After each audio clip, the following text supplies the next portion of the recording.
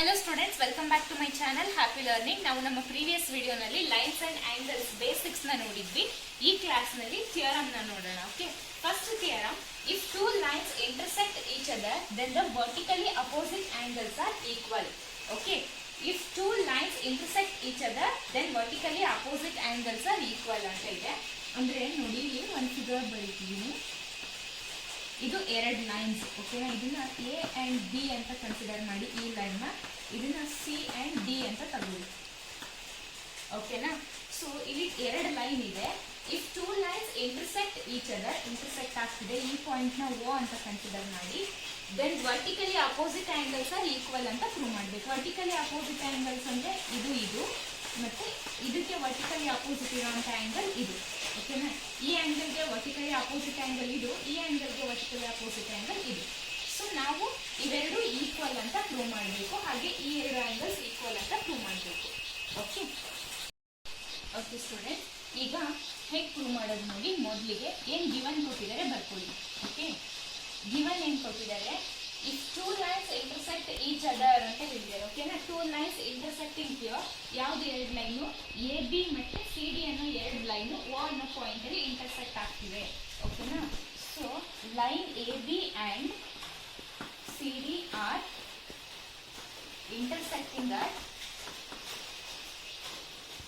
intersecting at the point O. ಓಕೆನಾ, ಓ ಅನ್ನೋ point ಅಲ್ಲಿ ಎ ಬಿ ಮತ್ತೆ ಸಿ ಡಿ ಅನ್ನೋ ಲೈನ್ ಇಂಟರ್ಸೆಕ್ಟ್ ಆಗ್ತಿದೆ. ಇದನ್ನ ಕೊಟ್ಟಿದ್ದಾರೆ. So what we need to prove ನಾವು, ಟು ಪ್ರೂವ್ ದಟ್ ಏನ ಪ್ರೂವ್ ಮಾಡಬೇಕು, ನಾವು ಪ್ರೂವ್ ಮಾಡಬೇಕಾದ್ರೆ ಇಲ್ಲಿ ಬರ್ಕೊಂಡಿರ್ತೀನಿ ನನ್ನ ಸೈಡಲ್ಲಿ. ಟು ಪ್ರೂವ್ ದಟ್ ನಾವು ವರ್ಟಿಕಲಿ ಅಪೋಸಿಟ್ ಆಂಗಲ್ಸ್ ಈಕ್ವಲ್ ಅಂತ ಪ್ರೂವ್ ಮಾಡಬೇಕು. ಅಂದ್ರೆ B O C is equal to A O D ಅಂತ ಪ್ರೂವ್ ಮಾಡಬೇಕು. ಓಕೆನಾ, ಸೊ ಏನು ಪ್ರೂವ್ ಮಾಡಬೇಕು, A O D, angle A O D equal to angle B O C ಅಂತ ಪ್ರೂವ್ ಮಾಡಬೇಕು. ಓಕೆನಾ, ಆಂಗಲ್ ಎ ಒ ಡಿ ಅಂದ್ರೆ ಇದು, ಈ ಆಂಗಲ್ಗೆ ಈಕ್ವಲ್, ಬಿ ಒ ಸಿಗೆ ಈಕ್ವಲ್ ಅಂತ ಪ್ರೂವ್ ಮಾಡಬೇಕು. ಹಾಗೇನೆ angle A O C equal to angle B O D ಅಂತ ಪ್ರೂವ್ ಮಾಡಬೇಕು. And angle A O D, sorry ಇಲ್ಲಿ ನೋಡಿ, angle A O C equal to angle B O D ಇದಕ್ಕೆ equal ಅಂತ ನಾವು ಪ್ರೂವ್ ಮಾಡಬೇಕು. ಓಕೆನಾ, ಇದು ಪ್ರೂವ್ ಮಾಡಬೇಕಾಗಿರೋದು. ಸೊ ಪ್ರೂಫ್ ಹೇಗೆ ಮಾಡ್ತಾ ಹೋಗೋದು ನೋಡಿ. ಪ್ರೂಫ್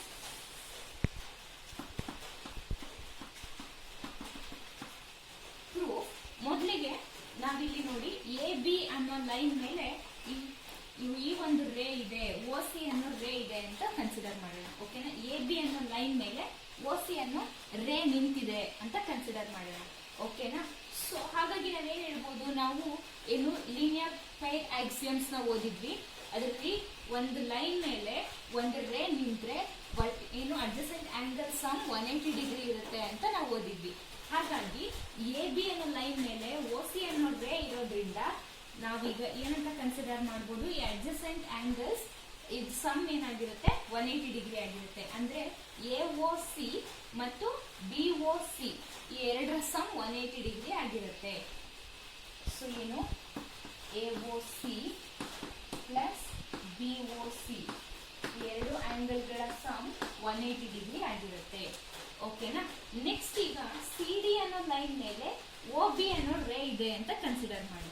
ಓಕೆನಾ, ಇವಾಗ ನೋಡಿ, ಸಿ ಡಿ ಅನ್ನೋ ಲೈನ್ ಮೇಲೆ ಒ ಬಿ ಅನ್ನೋ ರೇ ಇದೆ. ಹಾಗಾಗಿ ಅಡ್ಜಸೆಂಟ್ ಆಂಗಲ್ಸ್ ನಮ್ಗೆ ಯಾವ್ದಾವ್ದು ಬರುತ್ತೆ, ಇದು ಸಿ ಒ ಬಿ ಮತ್ತೆ ಬಿ ಒ ಡಿ ಎರಡು ಬರುತ್ತೆ. ಓಕೆನಾ, ಸೊ ಬಿ ಒ ಸಿ ಅಂತ ಅಥವಾ ಸಿ ಒ ಬಿ ಅಂತ ತಗೊಳ್ಳಿ, plus B O D equal to 180 degree ಅಂತ ಬಂತು. ಓಕೆ, ಈಗ ಇದನ್ನ ಈ ಸ್ಟೇಟ್ಮೆಂಟ್ ನ ಈ ಈಕ್ವೇಶನ್ 1 ಅಂತ ತಗೊಳ್ಳಿ, ಇದನ್ನ ಸೆಕೆಂಡ್ ಈಕ್ವೇಶನ್ ಅಂತ ಕನ್ಸಿಡರ್ ಮಾಡಿ. ಎರಡು ನೋಡಿ, ರೈಟ್ ಹ್ಯಾಂಡ್ ಸೈಡ್ ಅಲ್ಲಿ 180 ಡಿಗ್ರಿ ಈಕ್ವಲ್ ಆಗಿದೆ. ಸೊ ಇಲ್ಲಿ 180 ಡಿಗ್ರಿಗೆ ರೈಟ್ ಹ್ಯಾಂಡ್ ಸೈಡ್ ಅಲ್ಲಿ ಸೇಮ್ ಇರೋದ್ರಿಂದ ಇವೆರಡು ಸೇಮ್ ಅಂತ ಹೇಳ್ಬೋದು ನಾವು, ಹೌದಲ್ವಾ, ಯೂಕ್ಲಿಡ್ಸ್ ಆಕ್ಸಿಯಂ ನ ಯೂಸ್ ಮಾಡಿಕೊಂಡು. ಸೊ ಈಗ AOC plus BOC equal to BOC plus BOD ಅಂತ ಬರ್ಕೊಬಹುದು. ಯಾಕೆ ಅಂದ್ರೆ ನೋಡಿ 180 ಡಿಗ್ರಿ ಇದ್ರ ವ್ಯಾಲ್ಯೂ 180 ಡಿಗ್ರಿ ಹಾಗೆ ಇದ್ರ value 180 degree. So equal 180 degree is equal to 180 degree ಅಲ್ವಾ? ಹಾಗಾಗಿ ನಾನು ಹೀಗೆ ಬರ್ಕೊಂಡ್ರೆ ಏನು ತಪ್ಪಾಗಲ್ಲ.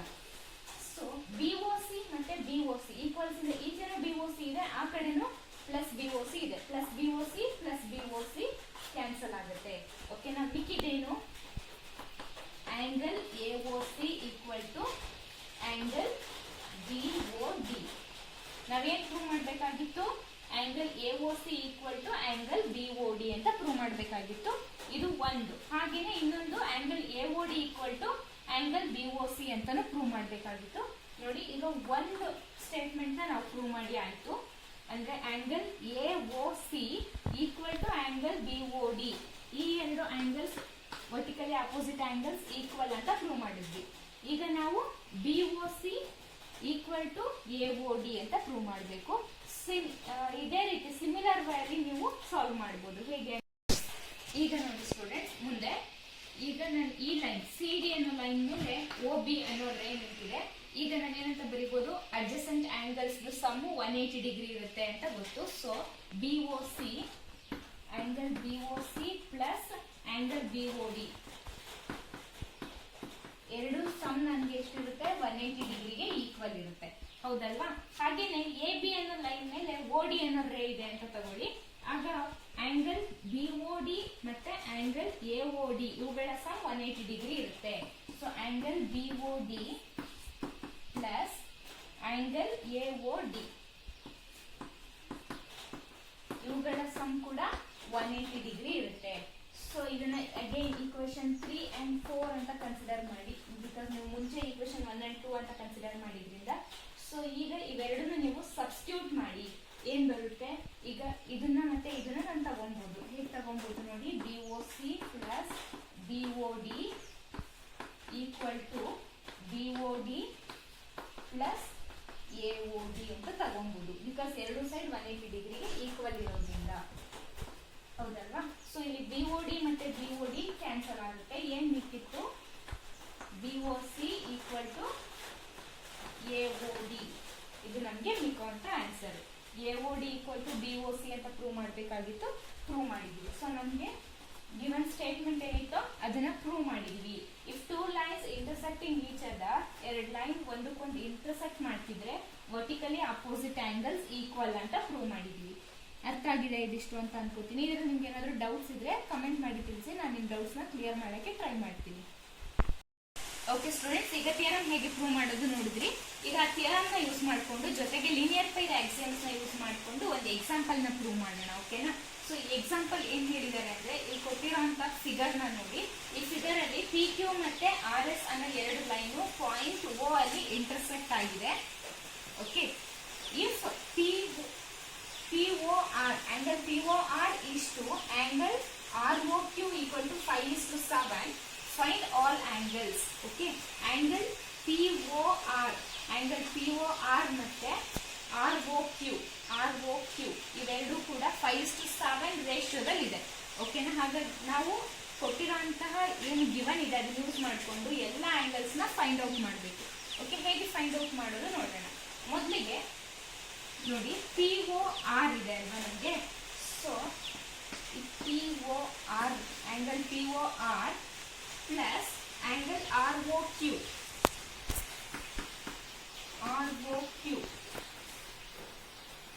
ಆಂಗಲ್ POR ಹಾಗೇನೆ ಆಂಗಲ್ ROQ ಇವುಗಳ ಸಮ್ ಎಷ್ಟಿರುತ್ತೆ? 180 ಡಿಗ್ರಿ ಇರುತ್ತೆ. ಯಾಕೆ? By using linear pair axiom. ಏನಂತ ಹೇಳಿತ್ತು? ಲೀನಿಯರ್ ಪೈರ್ ಆಕ್ಸಿಯಮ್ ಒಂದು ಸ್ಟ್ರೈಟ್ ಲೈನ್ ಮೇಲೆ ಒಂದು ರೇ ನಿಂತ್ರೆ ಅಡ್ಜಸೆಂಟ್ ಆಂಗಲ್ಸ್ ಗಳ ಸಮ್ 180 ಡಿಗ್ರಿಗೆ ಈಕ್ವಲ್ ಆಗಿರುತ್ತೆ ಅಂತ ಹೇಳಿತ್ತಲ್ವಾ. ಸೊ ಹಾಗಾಗಿ ನಾನು ಆ ಆಕ್ಸಿಯಮ್ ನ ಯೂಸ್ ಮಾಡಿಕೊಂಡು ಈ ರೀತಿಯಾಗಿ ಬರ್ಕೋತಿದ್ದೀನಿ. ಓಕೆ, ಬಟ್ ಗಿವನ್ ಏನಿದೆ ನಮಗೆ? But given